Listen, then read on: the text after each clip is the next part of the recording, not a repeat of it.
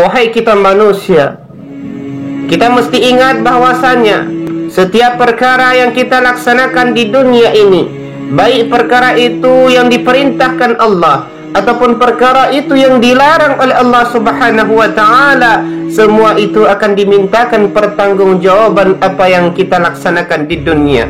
Bila baik yang kita laksanakan dunia, maka Allah sediakan tempat kita dalam surga Allah Subhanahu wa taala.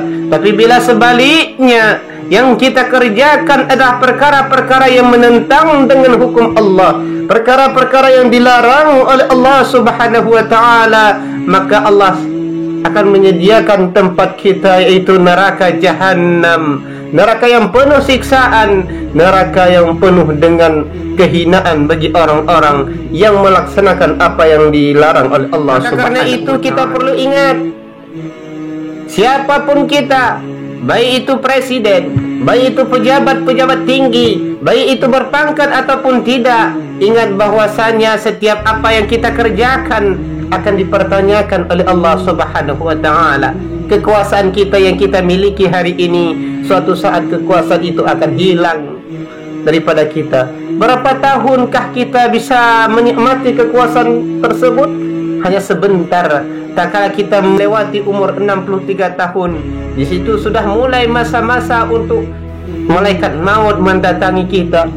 Maka karena itu, persiapkan pangkat kita, persiapkan harta kita, persiapkan kekuasaan kita hari ini untuk membantu agama Allah, untuk membantu apa yang diperintahkan oleh Rasulullah sallallahu alaihi wasallam. Jangan pernah kita mencaci, jangan pernah kita menghina, jangan pernah kita merendahkan para habaib, para ulama, para orang-orang yang selalu senantiasa membantu agama Allah Subhanahu wa taala. Maka celakalah bagi orang-orang yang selalu dan tiap hari mencaci, mencari-cari kesalahan para ulama. Dari dunia mereka tidak akan senang, sampai di akhirat nanti mereka akan sengsara hidup dalam kehinaan dalam pandangan Allah Subhanahu wa taala. Maka karena itu, ingat bagi kita semua bahwasanya kehidupan kita hanyalah sementara. Suatu saat kita akan meninggalkan dunia ini, dan perbuatan yang pernah kita kerjakan di dunia ini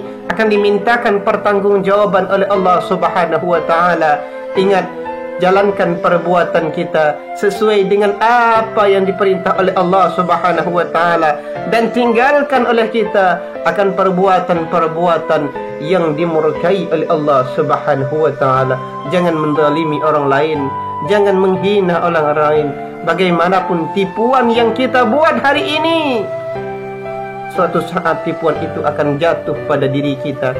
Dan ingat pesan Rasulullah sallallahu alaihi wasallam, barang siapa yang telah berbuat kejahatan, maka dia akan mendapat kejahatan yang selanjutnya. Bila dia tidak mau taubat kepada Allah Subhanahu wa taala, maka Allah Subhanahu wa taala akan mematikan dia dalam keadaan tidak beriman kepada Allah Subhanahu wa taala. Sejarah Fir'aun jadi nasihat penting bagi kita. Sejarah Qarun menjadi nasihat penting bagi kita. Bagaimana hebatnya Fir'aun, bagaimana hebatnya Qarun, tetapi dia tidak mau beriman kepada Allah. Dia tidak mau menjalankan apa yang diperintah oleh Allah Subhanahu wa taala. Akhirnya apa?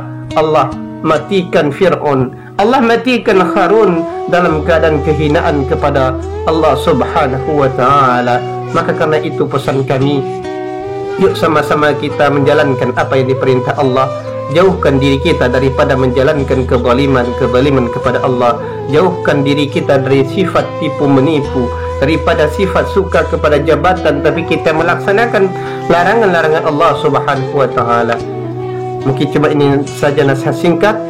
Semoga Allah membuka hati-hati kita dan hati para pemimpin kita untuk selalu memberikan yang terbaik buat kita khususnya. Allahu a'lam bissawab. Assalamualaikum warahmatullahi wabarakatuh.